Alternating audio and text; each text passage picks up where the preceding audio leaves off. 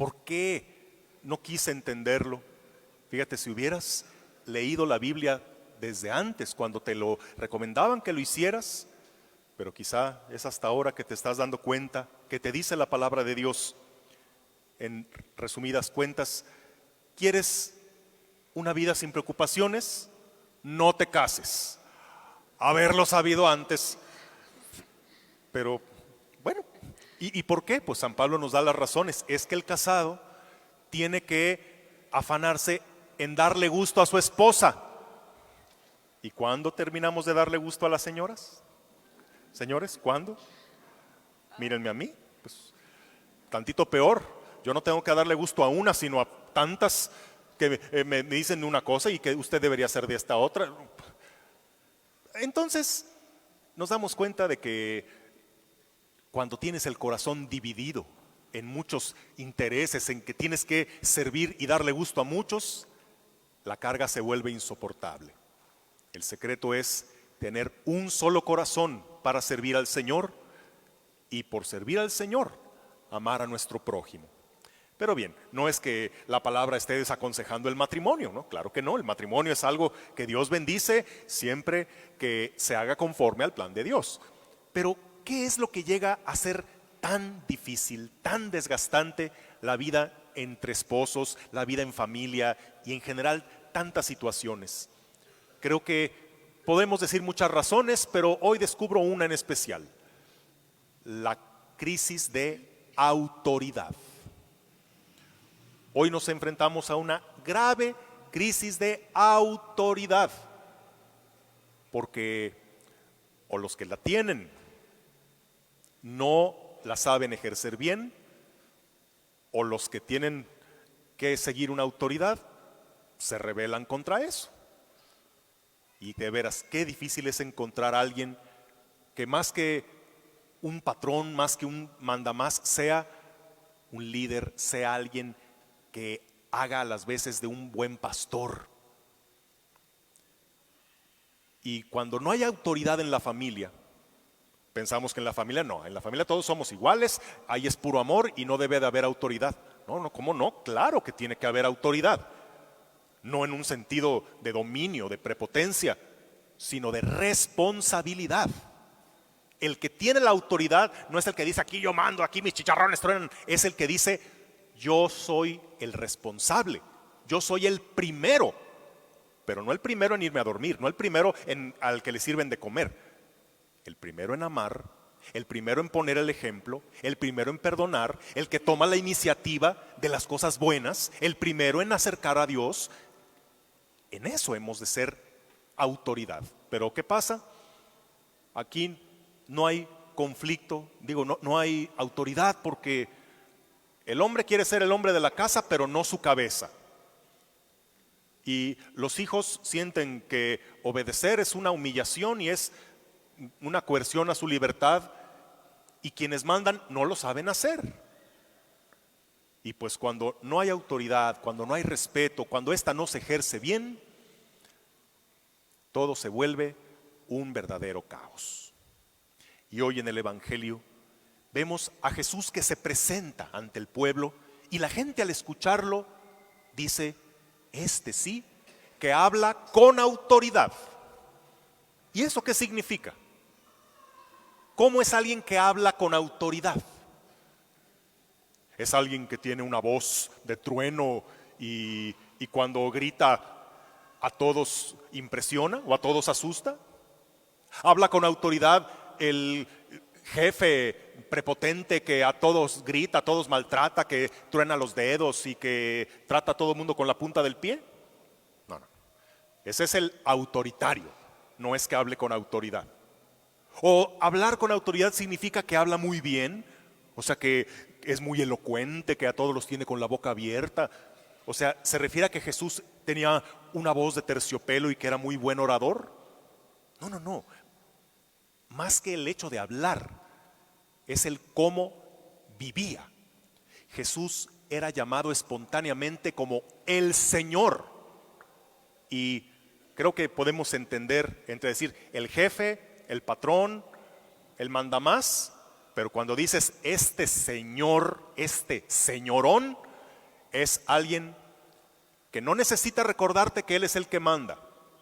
Tú le das tu admiración, tú le das tu respeto y Él naturalmente te inspira autoridad. Jesús hablaba con autoridad y que Jesús se la pasaba diciendo, acuérdense que aquí yo soy el que manda, acuérdense que aquí yo soy el número uno. No tenía necesidad de hacerlo. ¿Y qué es lo que hacía que la gente misma reconociera que Él tenía autoridad? A diferencia de los escribas y fariseos y de las autoridades de su tiempo. Es que aquellos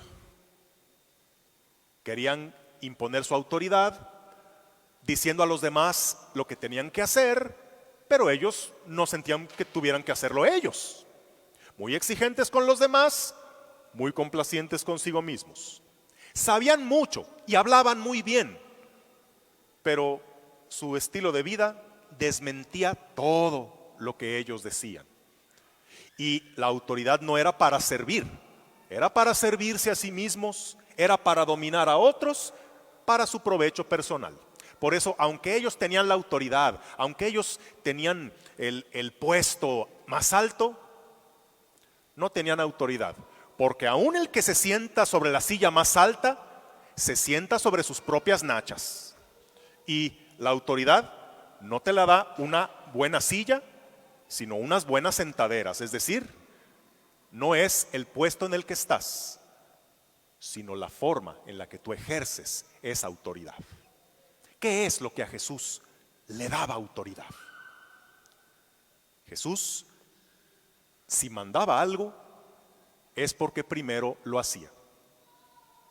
Jesús nos manda perdonar hasta 70 veces 7. ¿Y quién lo dice? El que desde la cruz dijo, Padre, perdónalos porque no saben lo que hacen. El que al discípulo que lo negó 3 veces, lo perdonó y le reintegró la más alta confianza. Ese es el que te pide que perdones, el que a ti te perdonó primero. Nos dice que el más grande ha de ser el último y el servidor de todos. ¿Y quién es el que te lo dice?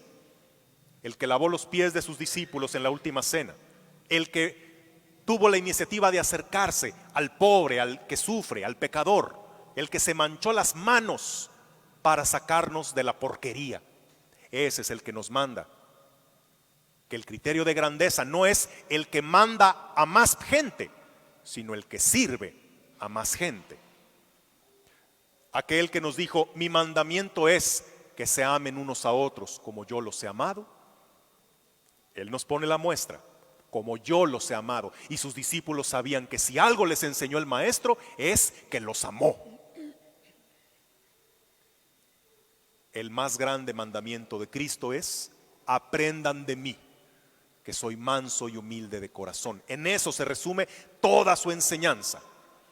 Y a ver, tú que tienes autoridad al nivel que sea, tal vez nada más sobre tus hijos, tal vez sobre toda una compañía o sobre un municipio, pero tú puedes decir lo mismo. Tú eres de los que dicen nada más, hagan lo que yo les digo, pero no hagan lo que yo hago. Tú eres de los que a tus hijos les dice, cuidadito con que eches mentiras. Es muy malo decir mentiras, pero cuando llega a cobrarte el de Coppel, dile que no estoy, dile que no estoy. Tú eres el que enseña que no es bueno tener vicios, fumar y tomar, pero cuando te preguntan por qué tú sí lo haces, explicas que porque tú ya eres adulto y lo puedes hacer. ¿Por qué tú sí ves ese tipo de películas? Porque son para adultos. O sea, ¿cómo? De modo que algo es malo de los 18 para abajo y deja de ser malo de los 18 para arriba. ¿O cómo? Lo que nos resta autoridad es la incongruencia de nuestros actos. Es que exigimos lo que no damos. ¿Qué otras cosas te restan autoridad? Pues que pienses que te das autoridad por la intensidad de tus gritos. En algunos casos funciona. Meter miedo, intimidar, amenazar, y vas a ver, y te voy a pegar, y me voy a ir. Bueno, pero ¿acaso por el miedo es como se infunde un verdadero sentido de autoridad? Uno obedece de corazón a quien ama y a quien sabe que lo ama. Pero a quien solo lo amenaza, ese es solo un estorbo que tarde o temprano te vas a querer quitar. Y tantas veces los papás lo que quieren es infundir su autoridad con eso, con amenazas, con gritos, pero a veces eso que con lo que pretendes darte autoridad es lo que te la quita. Porque a cada rato son tus desplantes de histeria. ¡Ay, ya me tienes harta! Te voy a pegar y te voy a castigar y te voy a quitar el celular y ya no te voy a dejar salir y qué vas a ver. Pero haces tu desplante, al rato te sientes culpable y todo vuelve a la normalidad. Entonces ya te tomaron la medida y ya saben, ya sé. Se pone como loca un rato y luego ya como si nada, al rato me lo devuelve, al rato me va a decir que sí. Es como un reloj cucú que sale y dice su sarta de amenazas, pero luego se vuelve a meter y ya sé que al rato va a ser lo mismo y lo mismo y lo mismo. ¿Tú crees que el gritar, ofender, te da autoridad? Yo diría que más bien te la quita. Porque si te pones así de agresivo, si pierdes el control de esa manera, demuestras algo, que te falta la base de la autoridad, que es el carácter.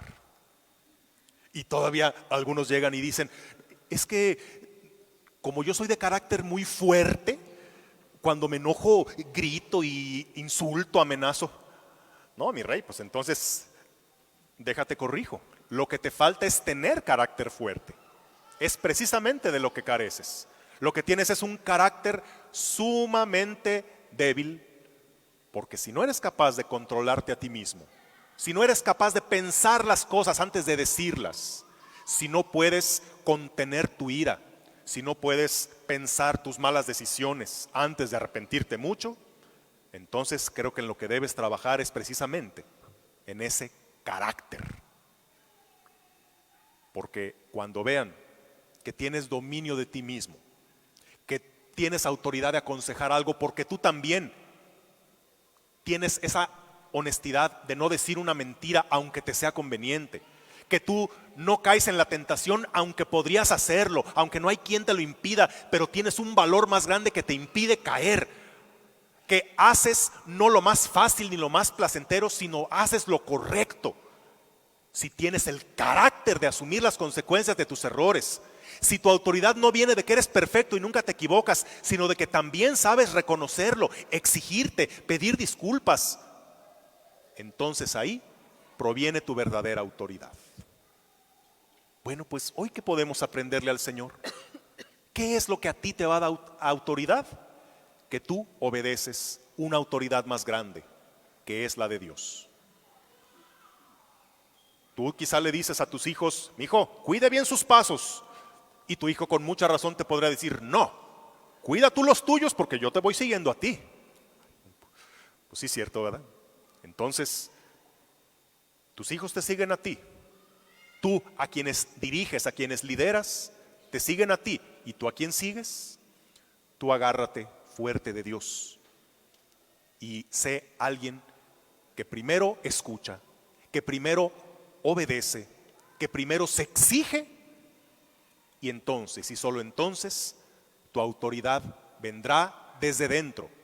Los demás la reconocerán y no tendrás necesidad de recordar quién manda, porque tendrás la lealtad de esos a los que primero amas, pones el ejemplo y luego puedes guiarlos. Nos ponemos de pie.